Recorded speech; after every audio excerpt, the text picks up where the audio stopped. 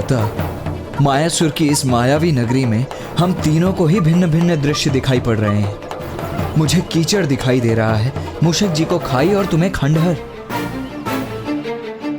और ये भिन्न दृश्य देखे नहीं जा रहे हैं भैया, अपितु दिखाए जा रहे हैं। हमें भ्रमित किया जा रहा है भैया। ये अवश्य उस दुष्ट मायासुर की माया का प्रभाव है। तब तो हमें शीघ्र यहाँ आगे बढ़कर इस स्थान में प्रवेश करना चाहिए गणेश। हाँ भैया, आइए। मुझे क्यों इन नुकीले पाषाण शिलाओं पर छलांग लगाने के लिए विवश कर रहे हैं प्रभु? मूषक जी, आप आ रहे हैं ना हमारे साथ? प्रभु, आप दोनों आगे बढ़िए। कदाचित वो असुर यहाँ से भागने का प्रयास करेगा, तो मैं यहाँ स्थित रहकर उसकी निगरानी करता रहूंगा प्रभु। उचित है, किंतु आप सचेत और सावधान रहिएगा मूषक जी। जी प्रभु, धन्यवाद।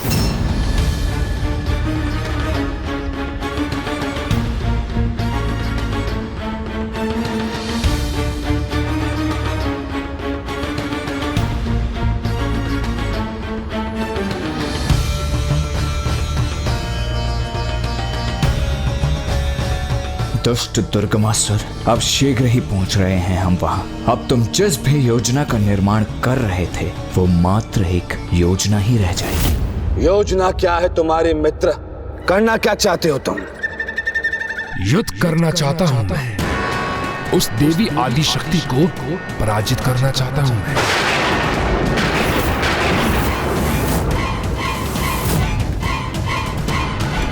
देवी आदि शक्ति।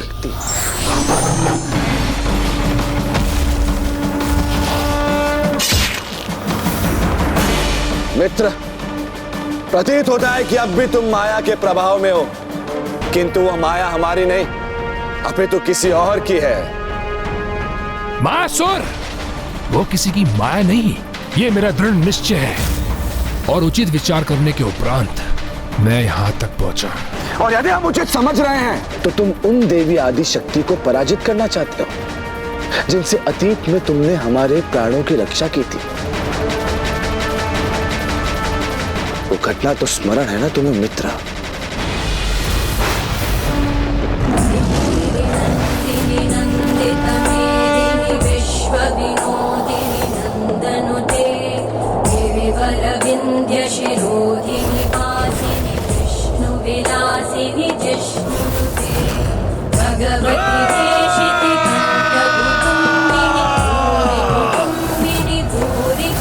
प्रतीत होता है सभी सैनिक असुर राज महिषासुर की सहायता के लिए आगे बढ़ रहे हैं।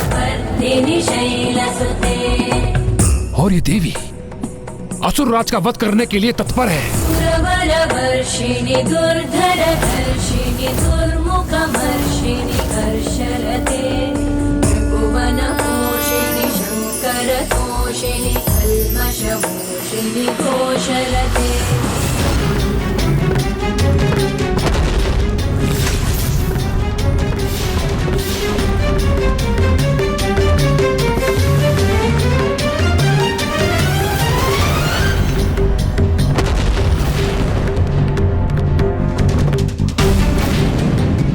देवी की माला से गिरी ये पंखुड़ी तो प्रज्वलित होकर एक आग्नेय अस्त्र में परिवर्तित हो गई।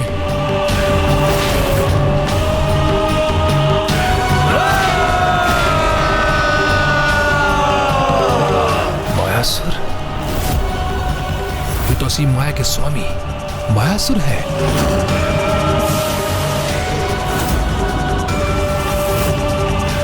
मुझे इनको चेतावनी देकर इनकी रक्षा करनी चाहिए।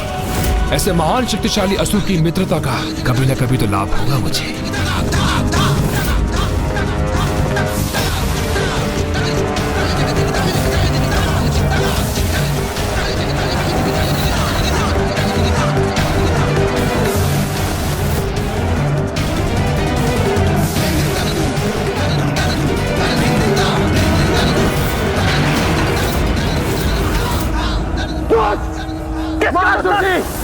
अपनी माया का प्रभाव करने से पूर्व उन पुष्प की पंखुड़ी रूपी असुर को अवश्य देख लीजिए।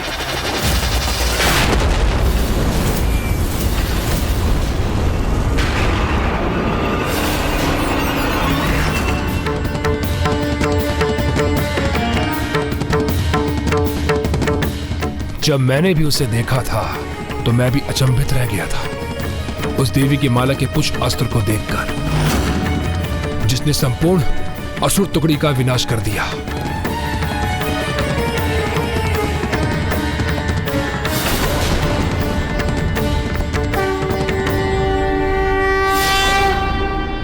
वह असुरराज महिषासुर का अंत करने जा रही है।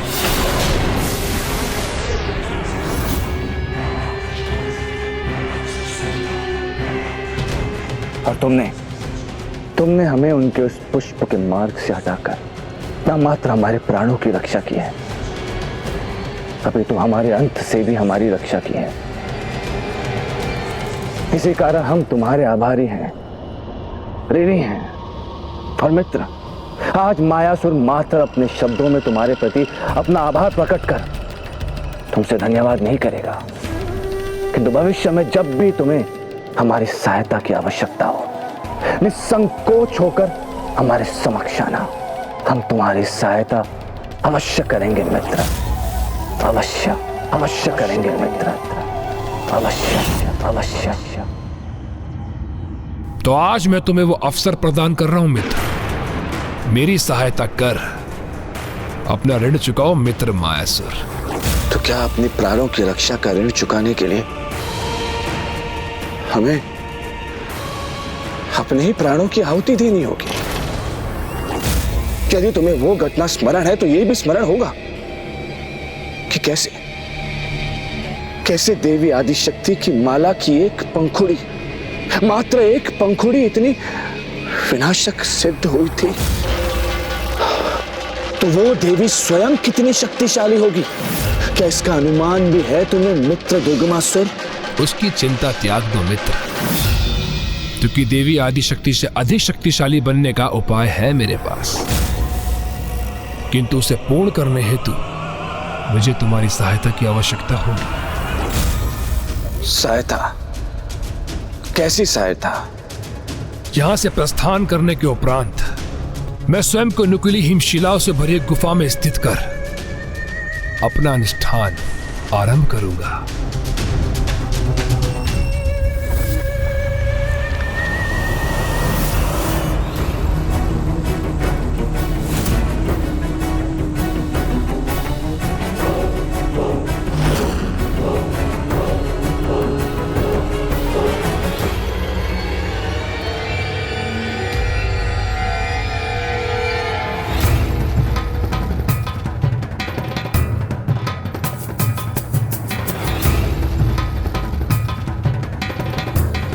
ओह, तो ये है मायासुर की माया। छलावे के मध्य छिपी ये सुंदर सी नगरी अब जाकर कहीं प्रकट हुई है। सत्य है, अद्भुत है मायासुर की माया भैया।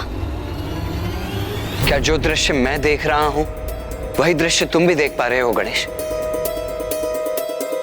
एक भव्य सुंदर स्थान, जैसे इस मायावी ने अपने ही स्वर्ग की रचना कर ली हो। हाँ भैया, स्वर्ग के समान वातावरण का अनुभव तो मैं भी कर रहा हूँ। दुर्लभ पुष्प और स्वतः गिरकर एकत्रित होने वाले फल और पुष्प है यहाँ।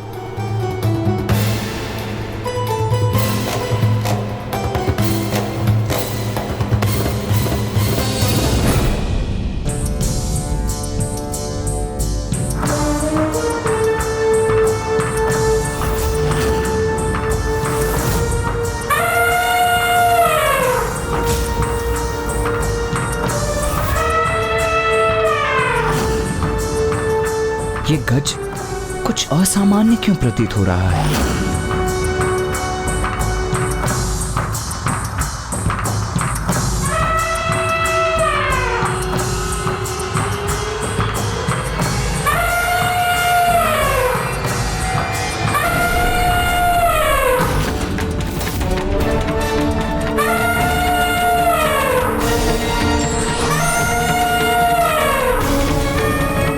नहीं भैया, यदि इसका स्वभाव एक विक्षिप्त पशु के समान है तो हमें भी उसके अनुरूप ही व्यवहार करना चाहिए।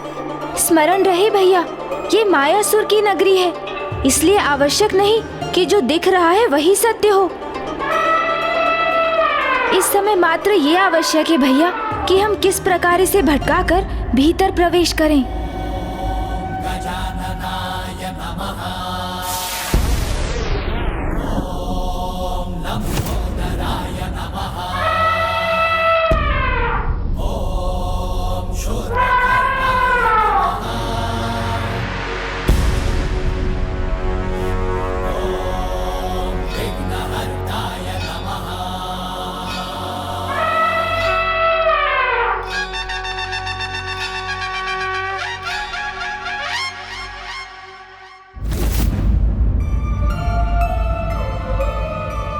आइए भैया, अब तो ये अपनी ही क्रीड़ा में व्यस्त हो गया। हमारे भीतर प्रवेश करने का ये उचित अवसर है।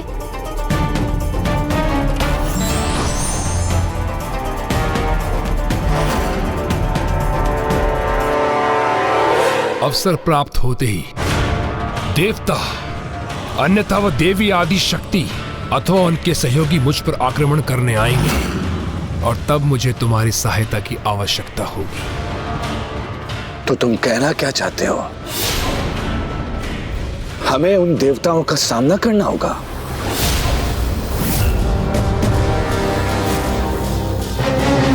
नहीं मायासुर, तुम्हें नागलोक के नागों को अपनी माया से प्रभावित कर मेरे निकट उस गुफा में लाना होगा। उन्हें मिट्टी का आहार कराकर उन्हें इस प्रकार जड़वत करना होगा कि वो नाग मेरे चारों तरफ ऐसे बिछ जाए, यदि कोई भी उस गुफा में प्रवेश करना चाहे तो नागों पर बिना पैर धरे मुझ तक पहुंच ना सके।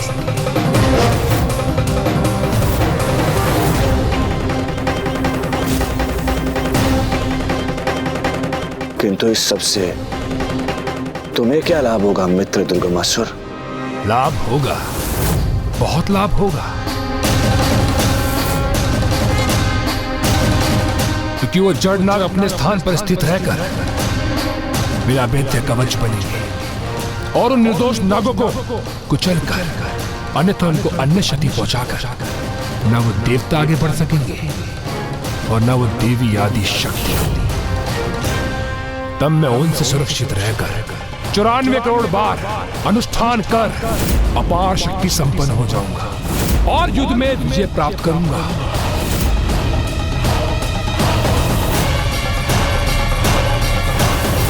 और तुम प्राप्त करोगे नागलोक का आधिपत्य।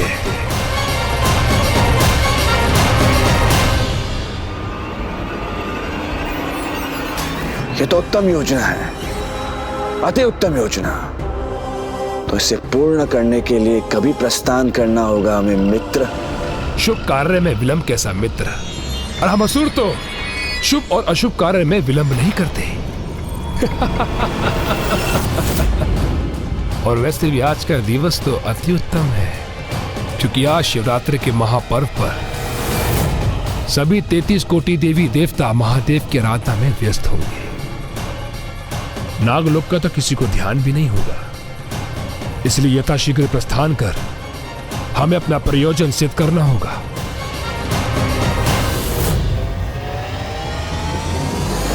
दुर्गमासुर! दुर्गमासुर!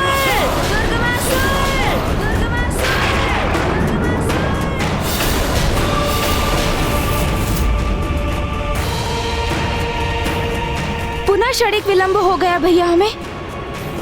अब कहाँ ढूंढे उन्हें? कहाँ गए होंगे वो दोनों? भैया ये स्वर कैसा जो वहाँ उस ओर से आ रहा है? आइए हमें शीघ्र देखना होगा।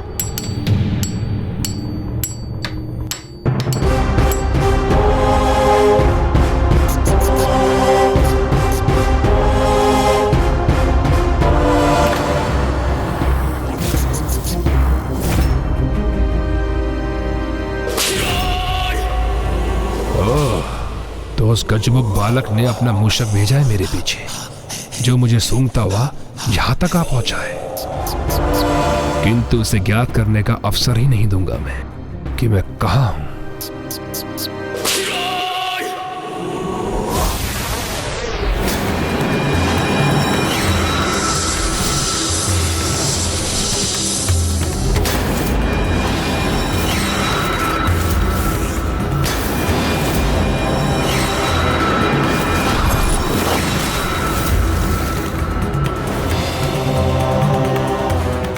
शीघ्र अति शीघ्र ही कि समस्त नाग हमारी माया से प्रभावित होकर हमारे इच्छा अनुसार चलेंगे और समस्त नाग लोग हमारे अधीन होगा, माया सुर के अधीन।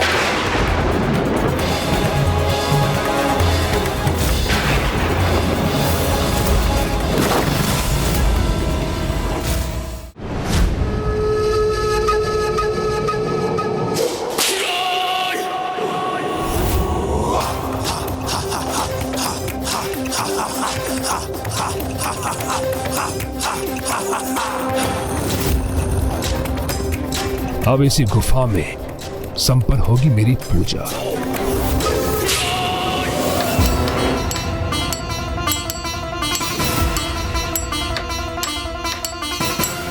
इतनी बड़ी प्रतिमा और वो भी स्वयं की।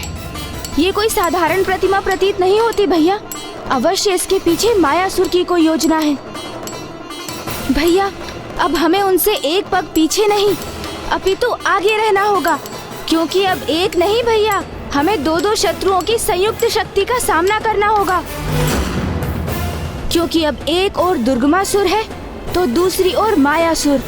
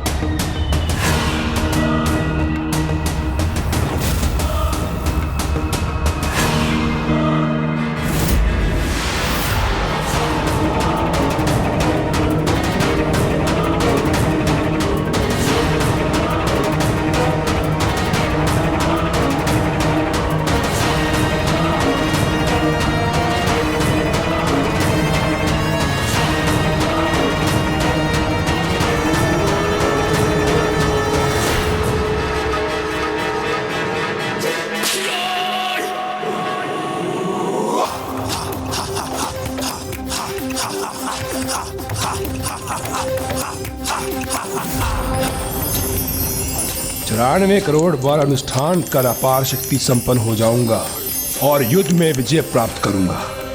इस बार मैं एक पग नहीं अपितु दो पग आगे रहूंगा उनसे। इस बार कोई भी मूषक सोमकर ये ज्ञात नहीं कर सकेगा कि मैं कहां स्थित हूं।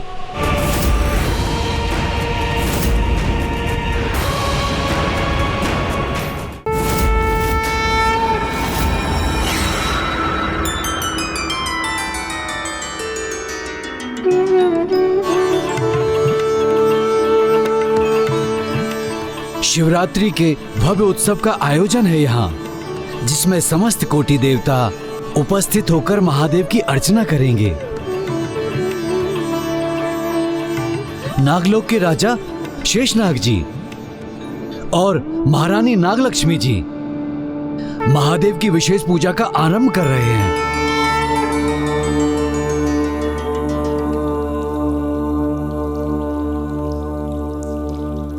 मुझे शीघ्रता करनी होगी।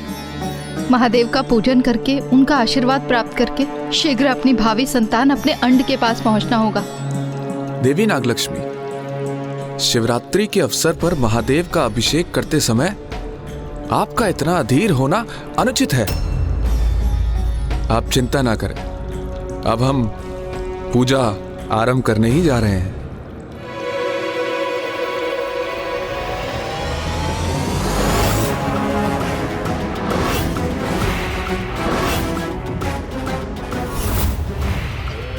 नागो, हमारे आगमन के लिए तैयार हो जाओ, क्योंकि अब शीघ्र अति शीघ्र ही मायासुर की माया आरंभ होगी नागलोक में।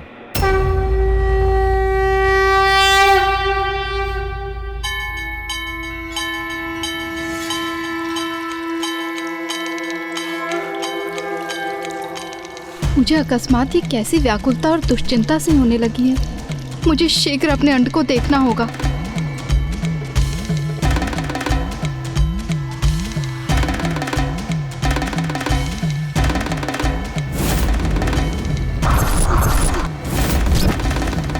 चंद्र भी पूर्ण हो गया बन के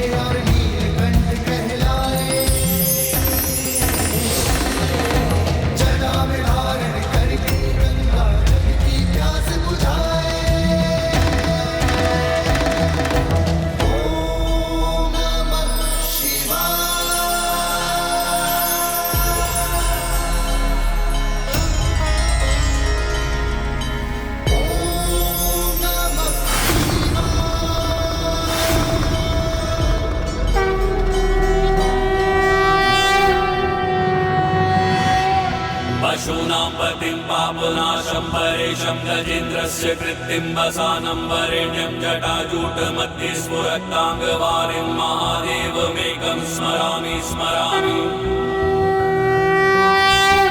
महेशं सुरेशं सुरारातिनाशं विभुं विश्वनाथं विभूत्यङ्गभूषं विरूपाक्षमिन्द्वं महीन्द्रत्रिनेत्रं सदानन्दमीडे प्रभुं पञ्चवक्त्रम्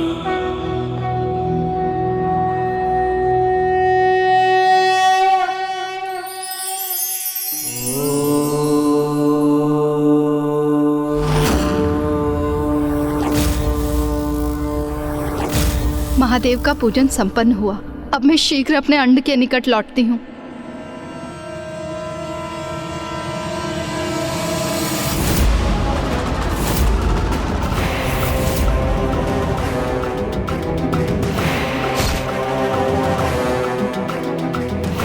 नागलोक के द्वार तक तो पहुंच चुके हैं हम।